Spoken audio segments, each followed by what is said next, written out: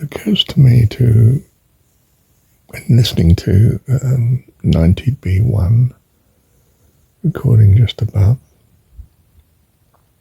I should say something that is a bit analytical, but if I've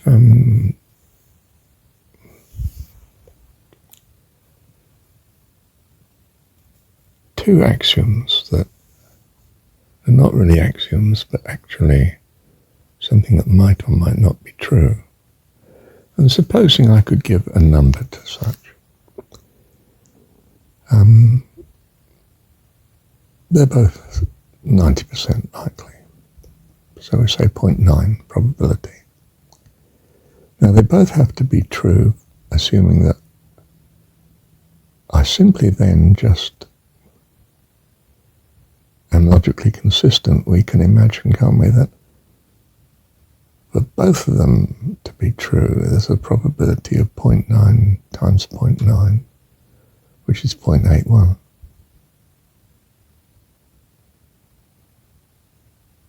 So I'm now only 80% confident that any conclusion from this argument is actually true. Now imagine a model, if you like, a line of reasoning that relies on 10 axioms, 10 points about what's reality and, what the laws of physics apparently are, and so on and so forth. And they're all 90% likely. 9 nines are 81, 9 times 81, 0.7, third, 9 times, and so on. Well, taking a shortcut, if you do the maths, 0.9 to the 10th power is 0.35. In other words, there's only a shade more than 30% chance that his conclusion is going to be right. And that is assuming also that the application of logical reasoning is sound, is consistent on those 10 axioms, each one of 90% certain to be true. Now, very often an argument is based on more axioms than that. We're making all sorts of assumptions as we go along.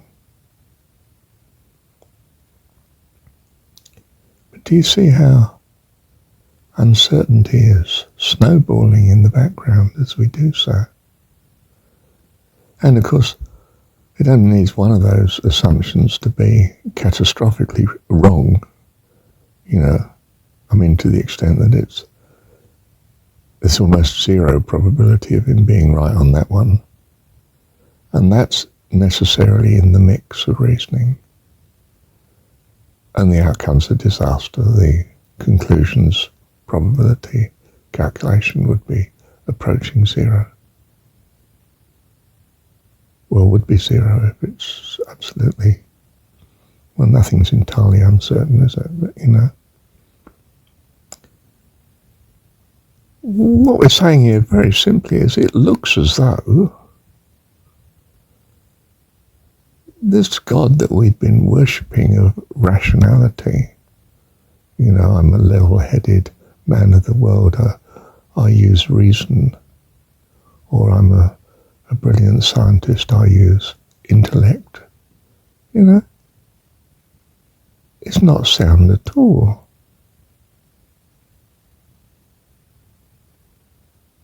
We need something far more reliable, far more gracious of God than reasoning to come to some sort of perfection. To survive even. We're just not going to be up to it. The uncertainty is everywhere. Now, I can sort of despair and say, oh my goodness, you see, I'm just living at random. It's the only solution. and be extremely unhappy. Or I can say, oh, well, God, my God, sort of God I would value, it's got this uncertainty for a reason. It's a blessing. And perhaps there's some other way of coming to good outcomes. I don't know why a red sky at night is a shepherd's delight, because the weather tends to be good tomorrow. But from observation, the relationship could be there. And I'd certainly like to have some sort of indication. I'm going to back it. So in the absence of anything that appeals to me more, I think, well, looks like it's going to be good for a day out tomorrow. I'll plan accordingly. But there is uncertainty. So I don't know for sure. I might have a few contingency, plan B if the weather doesn't turn out so good. And now I create, I happily live, so to speak, in this picture. And tomorrow comes and it's dealt with accordingly. And I'm prepared for it. Because in some sense my beliefs have been, you could say, optimistic, or you could say realistic. Depends how you look at it, I suppose. But seem to have given me better state of mind, greater happiness, and I was prepared for what tomorrow gave. That was good, wasn't it? Do you see? There's a better way forward than rationality and scientific reasoning, it seems. Especially where such looks extremely doubtful. I mean, theory of relativity looks incredibly doubtful, doesn't it? I mean, the assumptions and the sort of the maths, differential calculus and so on applied, and the whole foundation of the universe is on utterly fixed known laws and so on. Very suspect indeed when you multiply out the probabilities of each axiom that's being assumed. And many of those are not even explicit.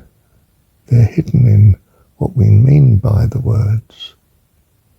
And that's at times incredibly elusive and not at all clear. And so uncertainty compounds at an alarming rate.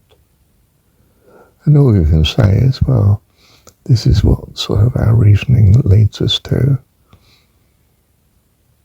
But I won't, jump off the cliff accordingly, because these feathers in the wings I've made are going to hold me up, because I haven't got that much faith and confidence in this method. If I have to make a decision, I use such reasoning and then look at it and think, what's going to be the safest option here? And that might be very conservative. When in doubt, do nowt. Rules of thumb like that could be better, but not always. And you don't know necessarily,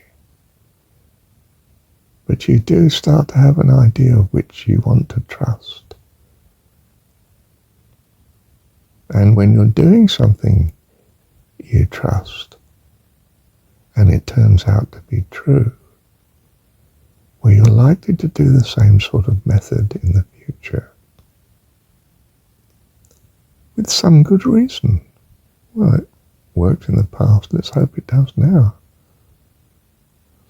Makes us inherently conservative and cautious, but that can be a good thing, isn't it?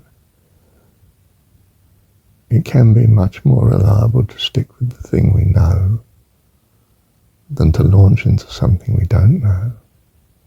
Unless, of course, we're absolutely certain that the thing that we know is extremely bad. Like, lions can be very unfriendly, and this is a lion. Oh, let's get out of here fast. I don't know that I'll be able to get out of here fast, but staying so that I can be his lunch doesn't seem to be a good option.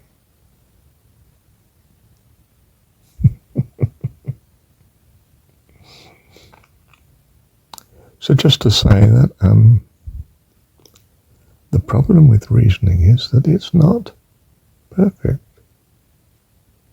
It doesn't necessarily arrive at the right answer because it is far more demanding on uncertainty than we give it credit for. So we think that Newtonian physics always holds because we've been living with it for a few hundred years and it's served us very well. And suddenly it doesn't. On several issues, and we're puzzled. When it gets to atomic physics and so on, where we start to doubt whether things are quite holding together in the same way, partly because matter as we conceived it of is not what Newton was thinking of, really. And we find on closer inspection that it's not. It's a swirling mass of nuclei and atoms and particles and, well, mostly space. Energy, yes, but unaccountable energy. How do these electrons stay in orbit? And they don't seem to be in orbit at all. They seem to be more like shells of influence. Their mass is approaching something very small indeed. And then there's something else that's, that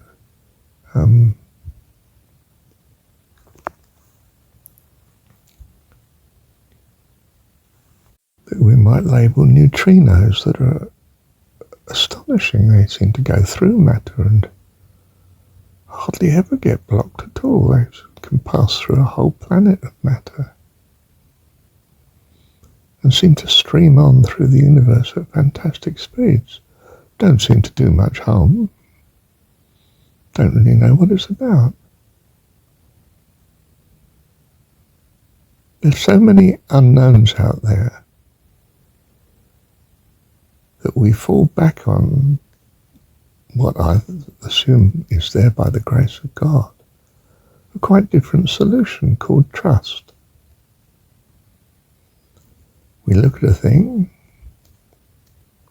we gather that there's a habit of these two things going together, one perhaps causing the other as we think of it, although we've no idea what causation, why it should actually be, or even why we get from one moment to the next. Kinetic energy, why does the fact that it was moving in one moment mean that it will be moving in the next, except that moments are not digital after all. They're continuous, but we're thinking of them as stochastic, isolated points making up time.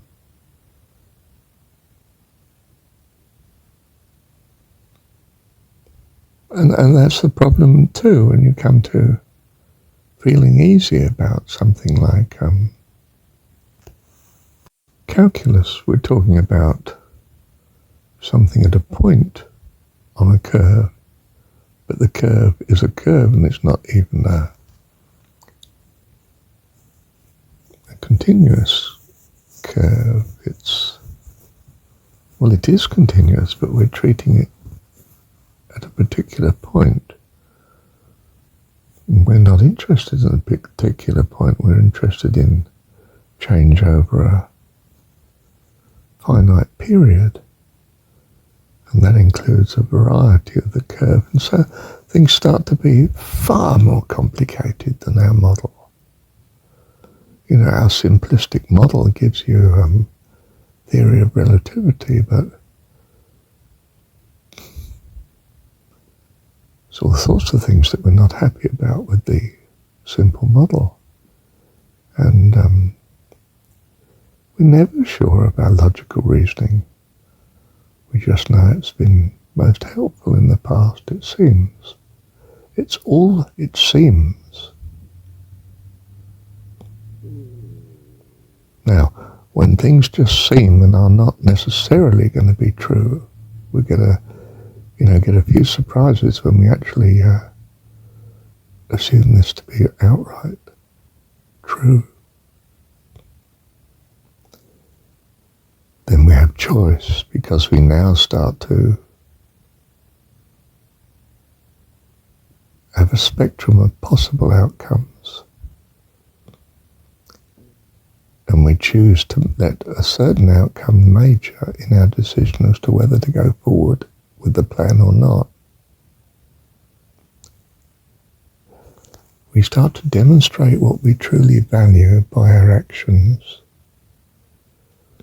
rather than by some logical positivism of categorical imperative that this is necessarily going to be the case, because we're pretty sure it's not.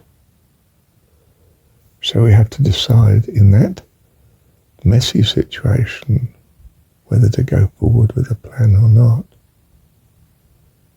So the thing that we decide, the plan that we decide on,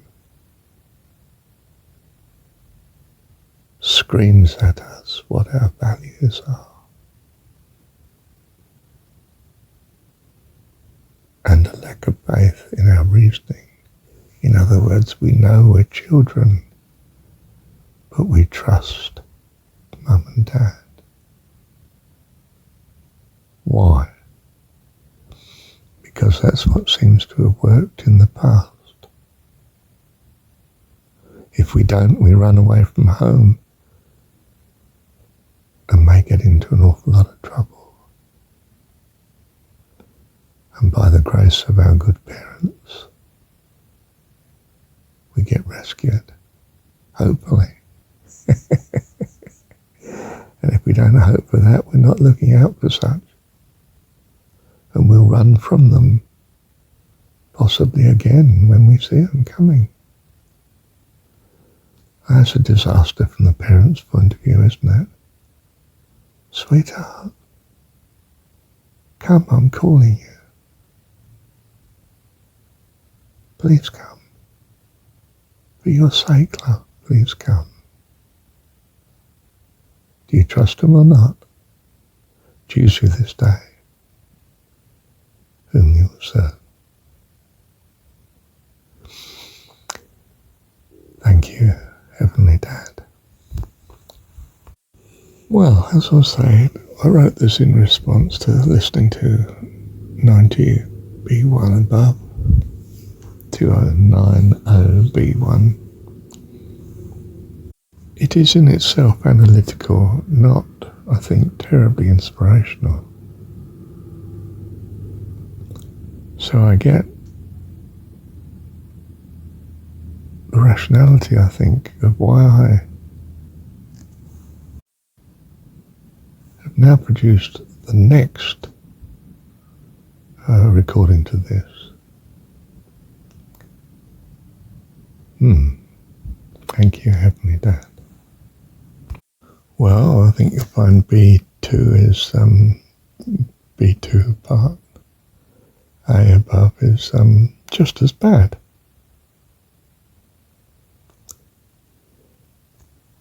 And that I've called it inspirational because that's what's needed. It's not inspirational recording in itself. It's analytical again. Pragmatism.